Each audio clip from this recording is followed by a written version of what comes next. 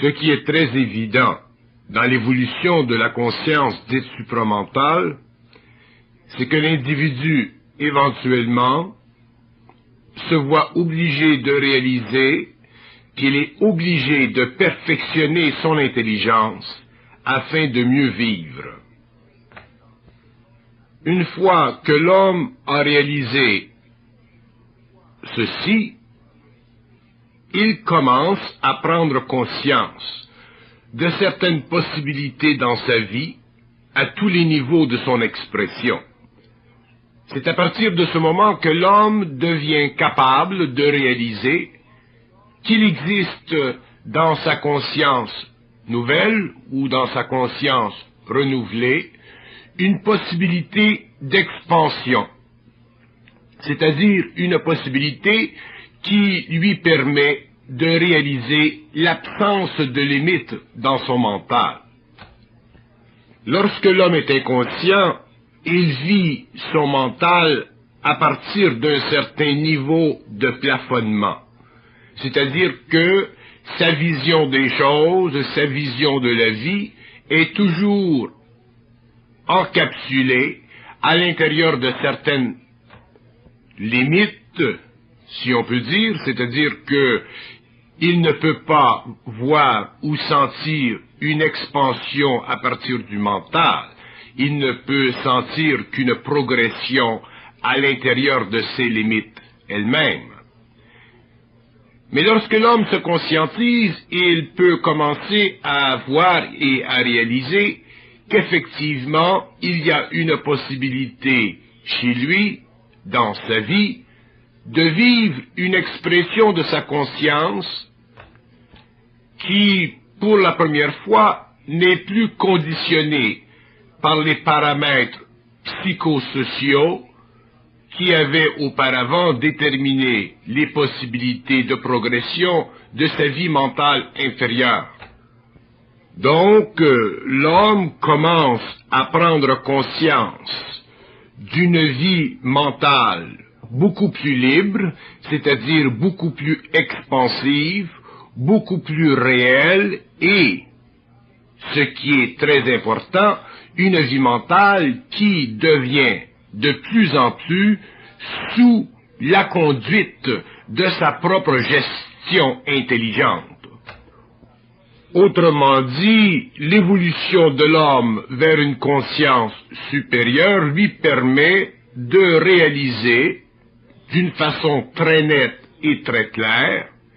qu'il se produit en lui une nouvelle compensation pour le fait de vivre sur le plan matériel. Auparavant, lorsque l'homme était inconscient, il vivait sur le plan matériel d'une façon qui était de l'ordre d'un constat. Tandis que lorsque l'homme se conscientise, il commence, d'une façon très très subtile, à prendre conscience qu'il n'est pas sur le plan matériel ou qu'il ne vit pas sur la terre, simplement pour des raisons d'ordre mécanique ou d'ordre statistique, mais qu'il vit sur la terre en fonction d'une réorganisation psychique de son énergie. Ceci lui permet alors éventuellement de prendre conscience totale de tous les événements qui se produisent dans sa vie, au lieu d'être un esclave de ces événements et de vivre une vie sur le plan matériel qui ne constitue en fait qu'une sorte d'aberration psychique dans son mental. Lorsque l'homme se conscientise, il se voit obligé à un certain moment de perfectionner son intelligence, c'est-à-dire de prendre pour lui-même et en fonction de lui-même une mesure parfaite de la relation entre les événements et son intelligence nouvelle, de sorte qu'il se voit obligé éventuellement de faire la part des choses dans sa vie, et c'est à partir de ce moment qu'il commence à briser cette qualité mentale inférieure qu'il possédait auparavant, qualité qui donnait à son mental, à sa conscience, l'impression d'être sur la terre d'une façon plutôt hasardeuse, d'être sur la terre parce que ça fait partie des mystères de la vie, ou d'être sur la terre pour des raisons qui simplement le dépassaient et qu'il essayait philosophiquement de temps à autre de comprendre sans jamais pouvoir réussir. Le développement ou le perfectionnement de l'intelligence supramentale de l'homme n'est pas un développement qui se réfléchit dans la sorte de développement que nous comprenons sur le plan intellectuel. Lorsque nous parlons de perfectionnement de l'intelligence supramentale, nous ne parlons pas de perfectionnement d'intelligence dans le même sens que nous le ferions si nous parlions du développement ou de la progression de l'intelligence mentale inférieure de l'homme. C'est une autre sorte de perfectionnement. C'est un perfectionnement qui n'est pas fondé sur les paramètres psychosociaux de la vie humaine, mais qui est fondé sur l'ajustement graduel des vibrations du troisième cerveau de l'homme et qui lui permet éventuellement d'en arriver à découvrir l'avantage réel d'une conscience réelle. Si nous parlons de l'évolution de la conscience supramentale et du perfectionnement de l'intelligence de l'homme, c'est pour mettre en valeur un aspect de cette évolution, valeur qui pourra éventuellement nous faire réaliser que la gestion de la vie de l'homme est un aspect seulement de sa phénoménologie.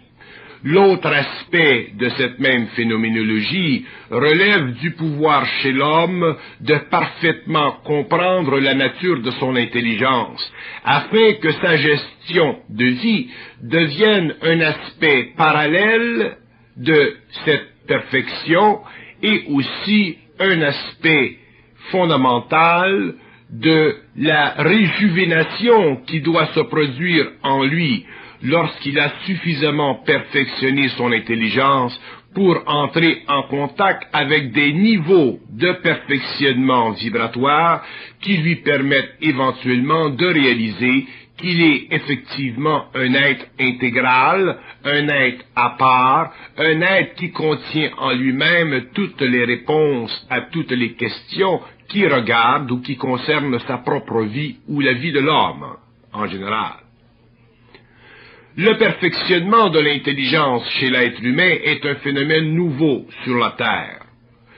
C'est un phénomène qui constitue en lui-même la qualité absolue de l'intelligence supramentale. C'est un phénomène qui prend en considération les qualités vibratoires de l'homme et qui permet à l'individu sur le plan psychique d'en arriver à constater que la réunion ou que l'union des aspects supérieurs de sa conscience avec les aspects inférieurs de cette même conscience peut lui donner, sur le plan matériel, une vie parfaitement stable, quel que soit ce qui se passe dans son environnement, parce que justement, plus l'homme est perfectionné dans son intelligence, moins il est affecté par ce qui se passe dans le monde autour de lui. C'est justement ceci qui, pour la première fois dans la vie de l'homme, lui fait reconnaître qu'effectivement, il est un être libre, c'est-à-dire qu'il est un être qui n'est pas obligé de vivre sous la constante et permanente psychologie de masse,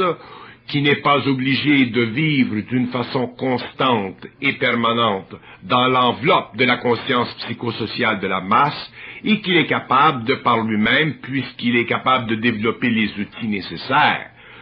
de se donner une vie qui convient parfaitement à ses besoins et qui déjà fait partie de son potentiel créatif, réuni à la fois dans cette conscience totale et puissante qui est la conscience supramentale, mais conscience qui doit s'ajuster à sa conscience inférieure afin que l'homme puisse développer une psychologie nouvelle qui est parfaitement en harmonie avec sa personnalité, mais aussi fondée absolument sur la nature de sa personne. Mais pour que l'homme découvre sa personne, il lui faut prendre conscience du mouvement de perfectionnement de son intelligence supérieure. Autrement dit, l'homme commence à découvrir sa personne, il commence à sentir sa personne lorsqu'il commence à perfectionner son intelligence. C'est impossible à un être humain de sentir sa personne s'il n'a pas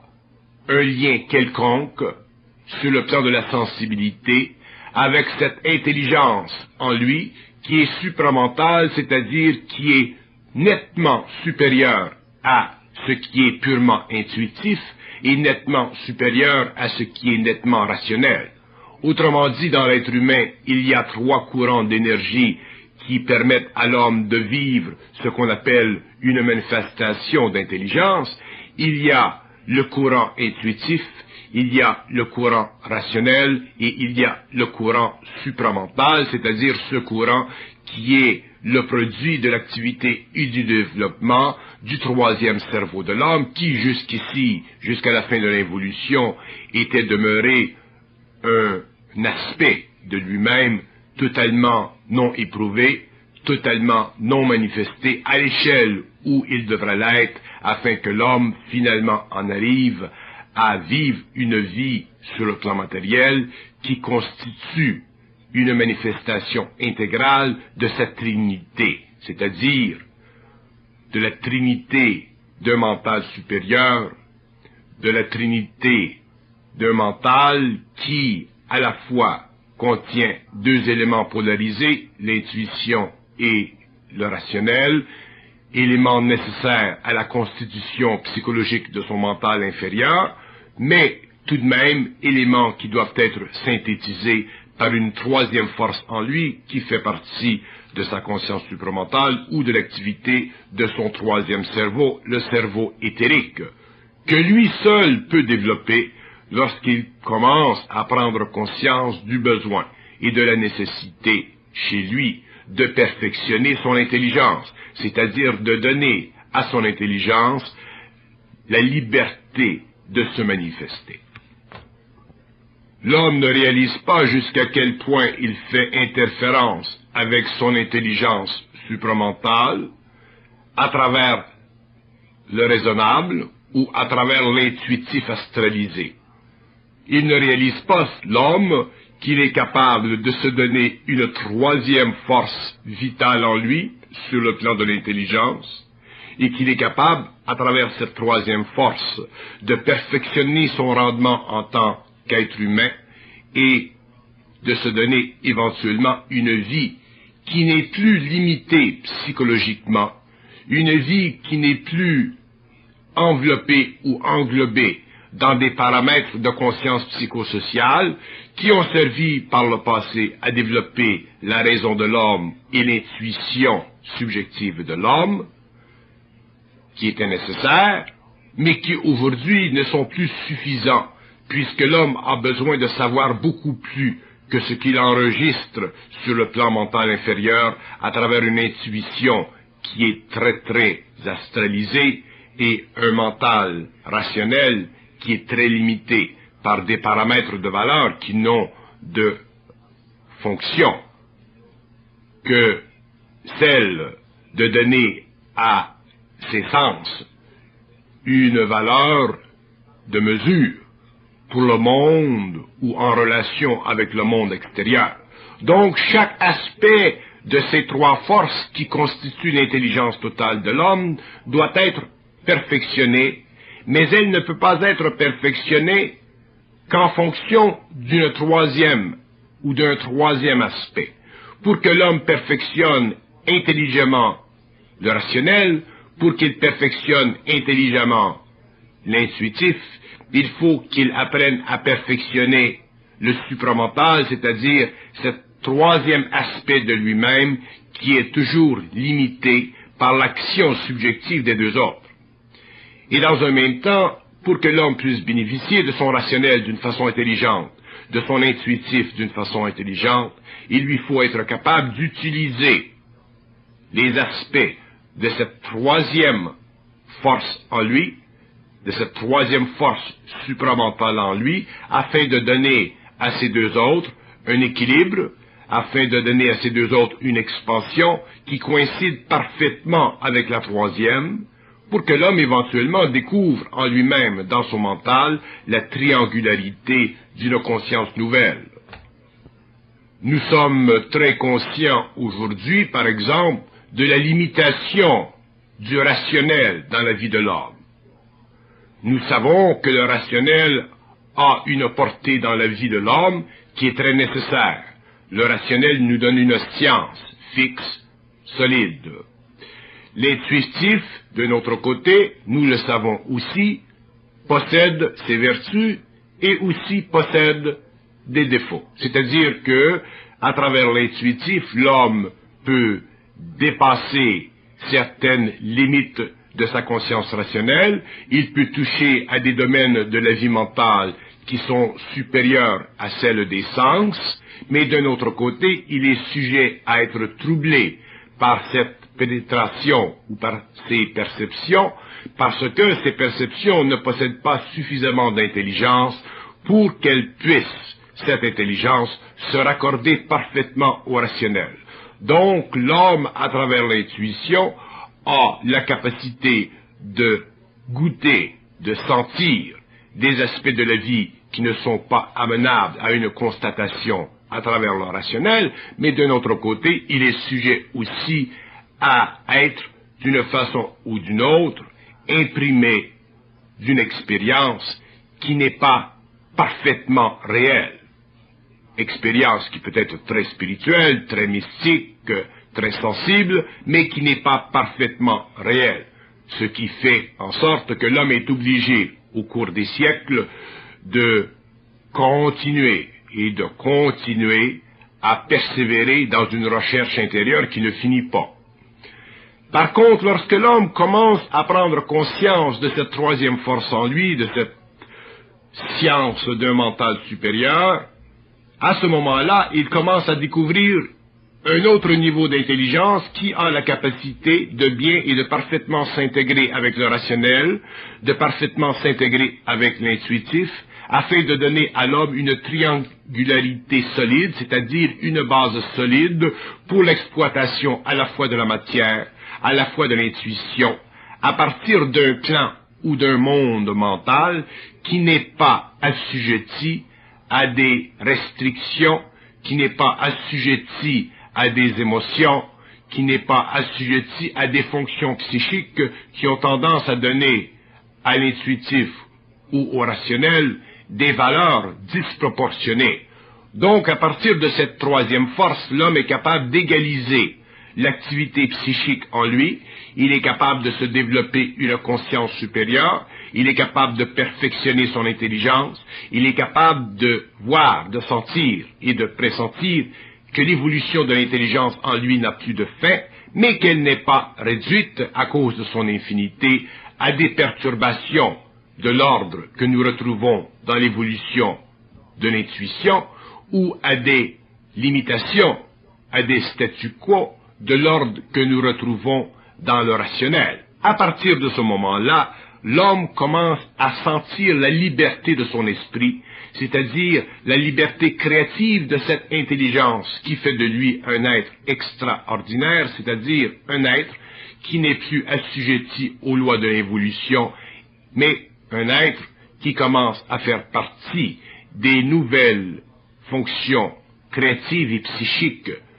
de la personne, fonctions qui sont directement le produit de l'évolution et des nouvelles forces cosmiques qui aujourd'hui commencent à entrer en action dans la vie de l'homme, de l'humanité. Le perfectionnement de l'intelligence, comme il a été déjà dit, est un phénomène nouveau chez l'homme. Il n'est pas le produit d'une observation psychologique, il est le produit d'une activité créative à partir d'un ego qui voit de plus en plus le besoin d'équilibrer les trois aspects de lui-même, c'est-à-dire l'intuition, le rationnel et le supraconscient ou le supramental. Donc, si nous parlons de perfectionnement de l'intelligence supramentale chez l'homme nouveau, nous voulons dire cet exploit qui lui permet ou lui permettra éventuellement de régulariser parfaitement son énergie. Régulariser parfaitement son énergie dans ce sens que l'homme sera capable d'établir à partir du plan matériel les normes vitales de sa conscience mentale, émotionnelle et physique.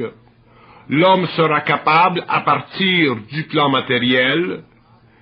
de régulariser la descente en lui et le mouvement en lui de ses différents niveaux de vitalité, et c'est ainsi qu'il pourra prolonger sa vie sur le plan matériel, établir sur ce même plan une permanence de conscience et inviter éventuellement cette conscience à se dédoubler afin qu'il puisse continuer son activité créative en relation avec des mondes parallèles.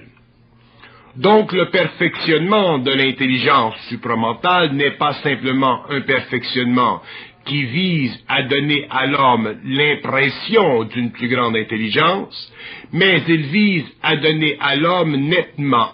une intelligence supérieure, c'est-à-dire une intelligence qui est à la fois le produit de l'activité synthétique du supramental en relation avec les deux principes inférieurs, polarisés, de l'intuition et de la raison. Ceci créera chez l'homme une parfaite conscience, lui permettra de comprendre parfaitement les domaines de l'intuition et les domaines du rationnel, parce qu'il possédera finalement la clé de son évolution, clé qui est aujourd'hui en voie de perfectionnement, en voie d'évolution, mais qui est déjà descendue sur la terre sous une forme quelconque d'instruction mondiale. L'homme nouveau sera obligé au cours de son évolution de comprendre parfaitement les lois de son esprit, c'est-à-dire la nature de son intelligence. Comprendre les lois de son esprit veut dire comprendre la nature de son intelligence. Et ceci n'est pas possible à partir de l'intuition ou du rationnel. Pour comprendre la nature de son intelligence, il faut éprouver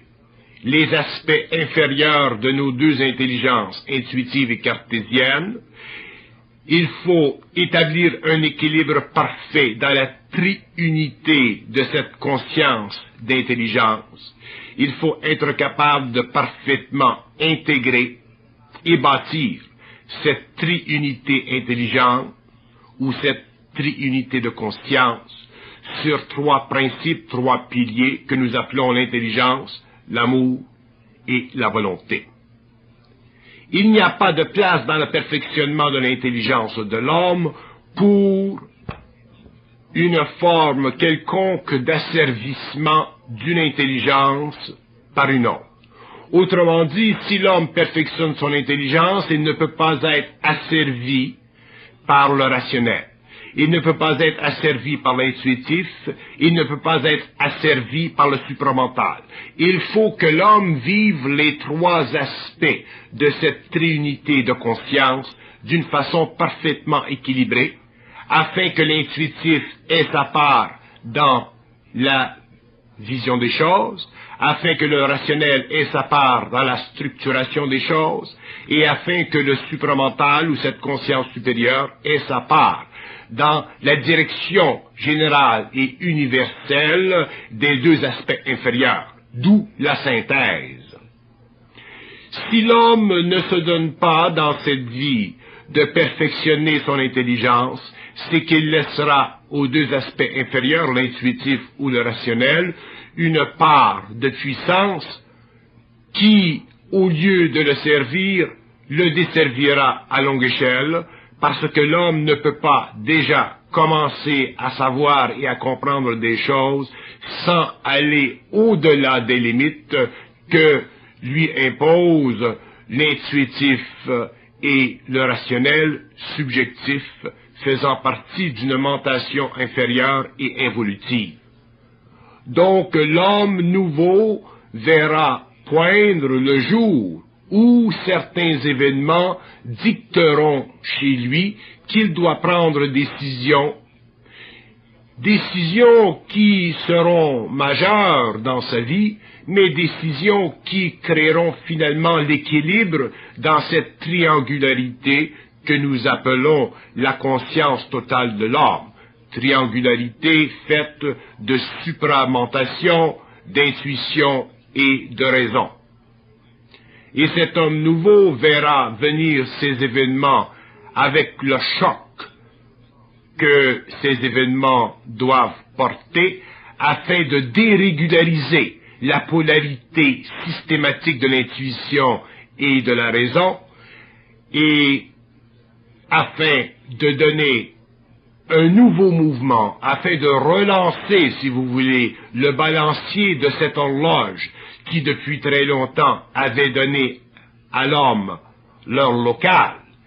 mais qui ne lui avait pas donné l'heure universelle. Et pour que l'homme ait l'heure universelle, au lieu de simplement vivre de l'heure locale, il faut que la polarité de l'intuition et de la raison soit brisée, il faut qu'elle soit fracassée par l'événementiel qui est créé subtilement par la troisième force en lui, son intelligence supérieure, et c'est ce que nous appelons la transmutation totale de l'intelligence de l'homme, c'est ce qui amènera l'homme à perfectionner son rendement sur le plan de l'intelligence, c'est ce qui lui permettra éventuellement d'en arriver à une conscience créative totale, qui ne sera plus ombragée par la polarité, qui ne sera plus ombragée par une déficience quelconque, et à l'intérieur duquel ou de laquelle vibrera, se manifestera le soleil de l'homme, c'est-à-dire cette conscience transcendante, cette conscience parfaite, cette conscience totalement équilibrée en fonction des trois principes universels de l'homme, la volonté, l'intelligence et l'amour. Perfectionner son intelligence, c'est voir d'une façon concrète, d'une façon réelle, les trois aspects de l'intelligence totale de l'homme. C'est voir à l'intérieur d'une triunité de conscience. C'est voir à travers le rationnel, c'est voir à travers l'intuitif, et c'est voir à travers la troisième fonction nouvelle, le supramental. Donc, pour que l'homme perfectionne son intelligence, il faut qu'il se serve des aspects intelligents du rationnel pour donner à l'intuition sa valeur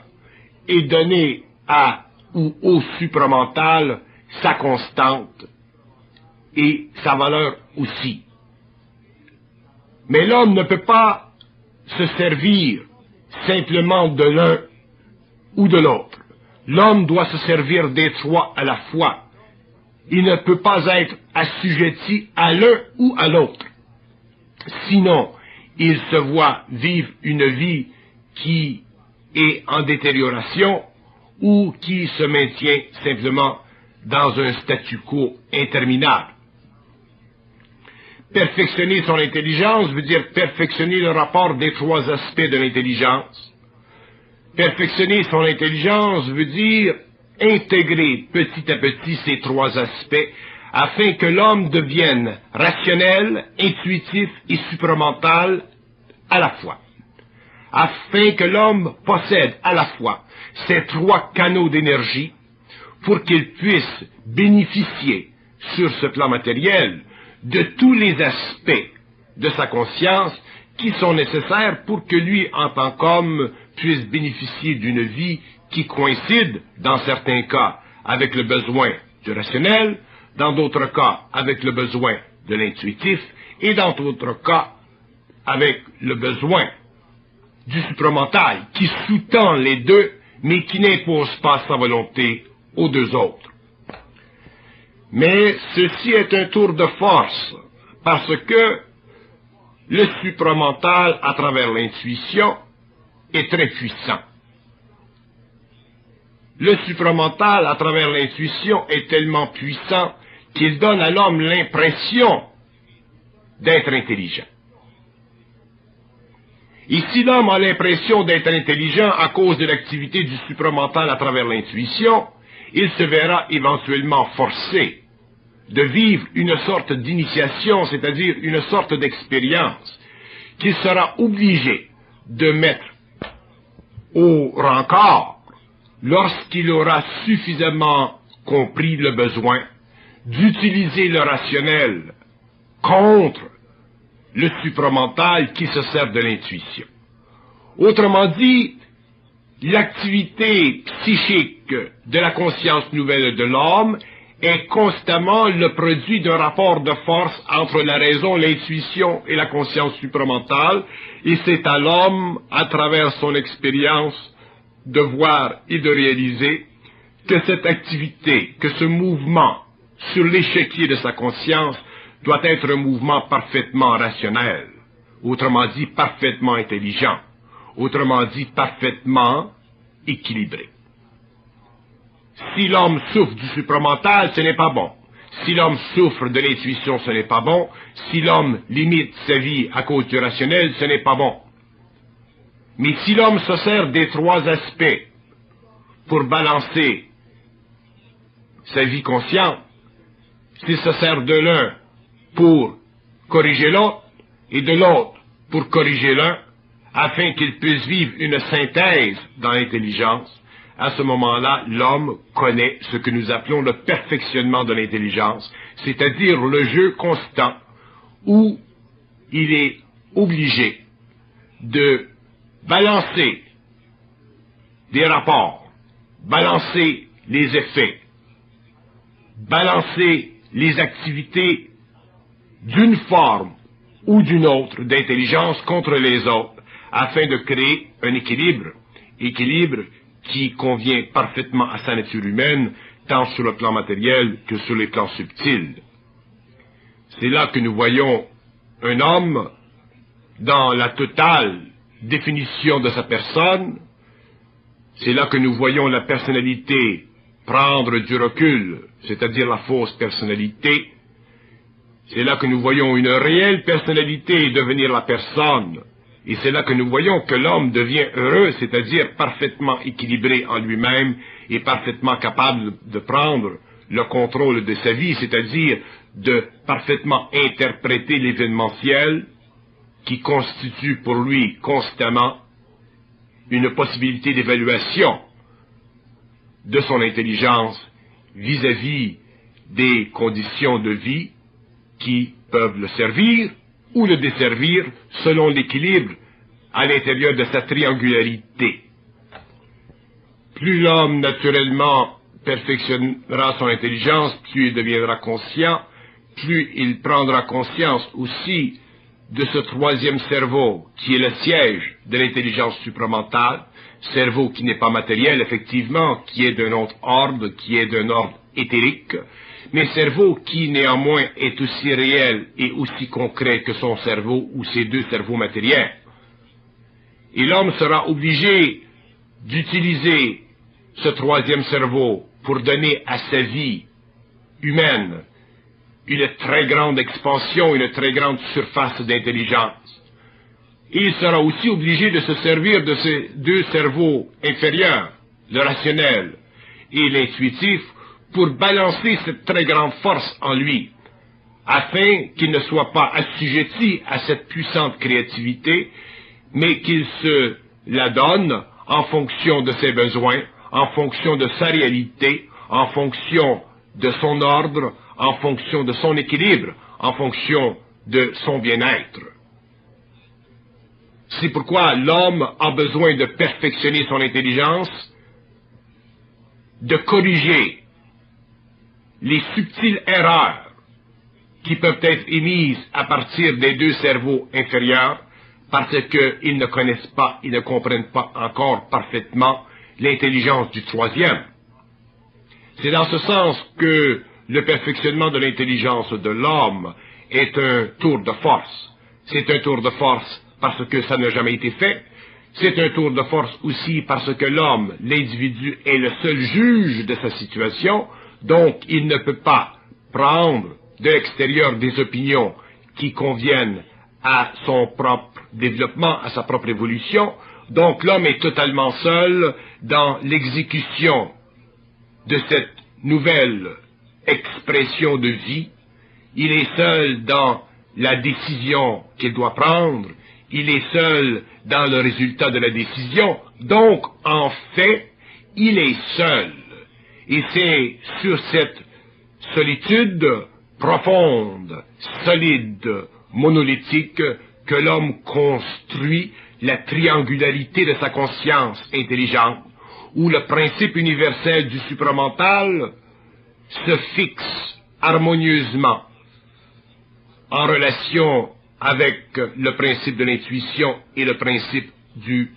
ou de la raison. À partir de ce moment-là, l'homme n'est plus assujettissable intérieurement, il n'est plus assujettissable extérieurement, il vit dans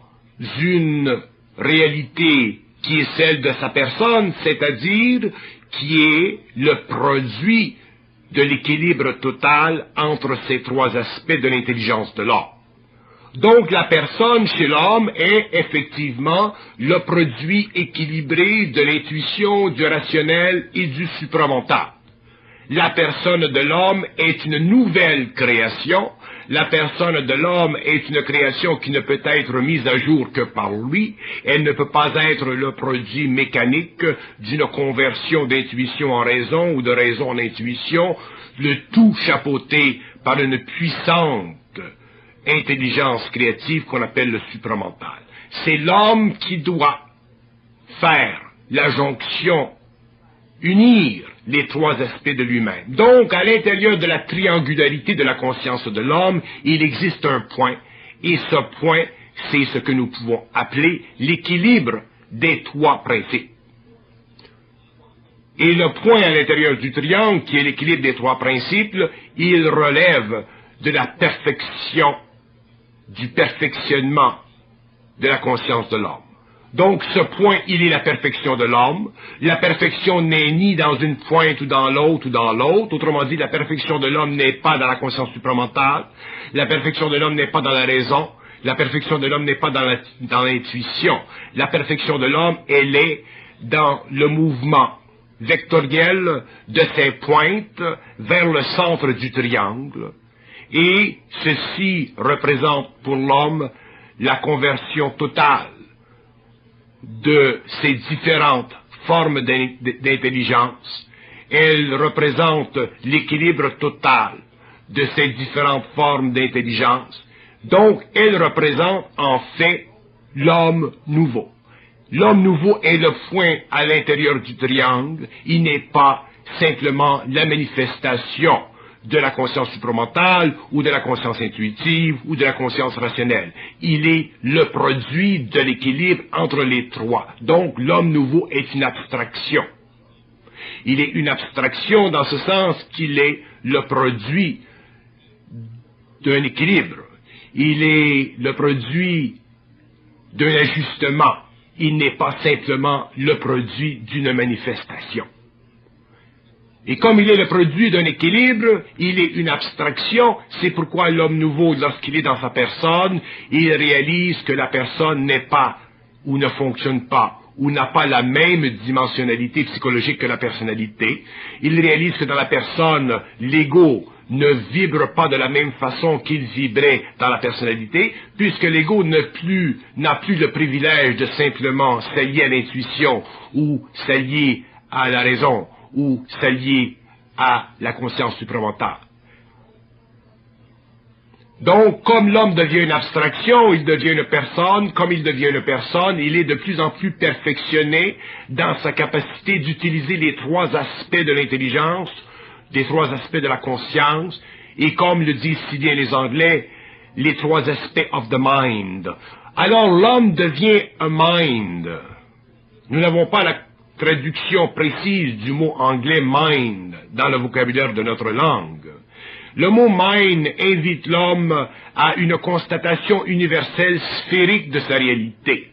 Et comme il devient de plus en plus sphérique dans sa réalité, il y a de moins en moins de coins, il y a de moins en moins de particularités essentiellement manifestantes. L'homme devient plutôt le produit de l'activité, de l'équilibre, il devient le point, il devient le centre de la sphère, donc il devient la sphère, donc il devient the mind. Autrement dit, l'homme devient simplement intelligent. Mais non pas dans un sens intuitif, non pas dans un sens rationnel, non pas dans un sens supramental. Il devient intelligent dans un sens du perfectionnement de ces trois formes d'intelligence qui ont créé un nouvel équilibre qui est la personne humaine. Pour bien comprendre le besoin de l'équilibre dans ces trois aspects de la manifestation intelligente chez l'homme, nous pouvons l'expliquer ainsi. Chez l'être humain, dans l'ego normal, la raison a une très grande fonction. Dans un même temps, l'intuition intérieurement chez l'ego, chez l'homme, a aussi une très grande fonction. Et lorsque l'homme se conscientise et qu'il prend conscience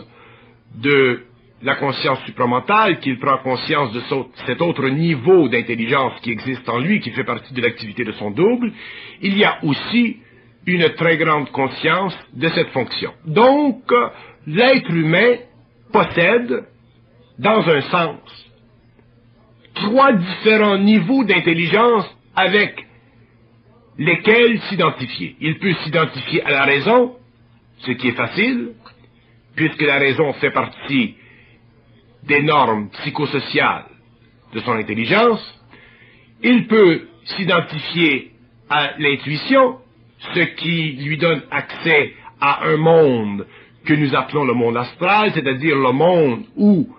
des entités actives peuvent aider l'homme ou retarder l'homme selon le cas. Et ensuite, il y a en lui l'intelligence supramentale, c'est-à-dire cette intelligence qui fait partie de son double, de sa grande réalité, et il peut aussi, à cause du pouvoir de cette intelligence, être assujetti à elle. Donc, que l'homme regarde l'intelligence de n'importe quel point de vue, qu'il la regarde du point de vue rationnel, qu'il la regarde du point de vue intuitif, où les entités peuvent être actives à travers son mental, qu'il la regarde du point de vue supramental, où son double peut être actif à travers son mental, nous voyons que l'homme peut facilement, dans un cas ou dans un autre, être assujetti. Soit qu'il soit assujetti par la forme de la raison, soit qu'il soit assujetti par des entités dans l'astral, ou dans les mondes parallèles, ou soit qu'il soit assujetti par sa propre réalité, autrement dit par son double. Dans un cas ou dans un autre, l'homme est perdant. Donc, ce qui est merveilleux chez l'être humain, c'est que, pour que lui puisse bénéficier d'un bien-être total, pour qu'il puisse bénéficier de tout en lui qui manifeste de l'intelligence, que ce soit la raison, l'intuition ou le supramental, il est obligé de créer l'équilibre entre ces trois forces. S'il crée l'équilibre entre ces trois forces, il ne peut plus être assujetti à la raison, il peut s'en servir, il ne peut plus être assujetti à l'intuition, qu'il soit de haute nature ou qu'il soit de basse nature, et il ne peut plus être assujetti à cette conscience supérieure qu'on nous appelons aujourd'hui conscience supramentale, qui est très puissante et qui peut, dans certains cas, aller jusqu'à la possession totale de ses principes inférieurs. Donc l'homme qui perfectionne son intelligence découvre que sa réalité, sa personne, nécessite un rendement parfait entre ces trois aspects. afin que lui, en tant qu'individu, en tant que vie sur un plan ou sur un autre, ne soit plus assujetti, dominé par la prédominance d'une force intelligente en lui contre les autres. Et c'est ceci que nous appelons le perfectionnement de l'intelligence. Le perfectionnement de l'intelligence, c'est le développement équilibré du rapport entre ces trois aspects. Et à partir de ce moment-là, il n'y a plus de danger pour l'homme. Que l'homme s'occupe intensément du rationnel, ou que l'homme se travaille intensément avec le rationnel, il ne perd pas l'intuition, il ne perd pas le supramental. De l'autre côté, que l'homme puise dans les ressources subconscientes de l'intuitif, il ne perd pas la raison, il ne perd pas non plus le supramental. Et dans un troisième sens, si l'homme véhicule une énergie supramentale, il ne perd pas les pédales parce qu'il maintient en lui l'équilibre de la raison et il se sert de l'intuition pour bien évaluer la relation entre la raison et le supramental. Donc, l'homme, finalement, a perfectionné son intelligence, c'est-à-dire qu'il a donné à son intelligence le maximum de ses possibilités sur les trois fronts.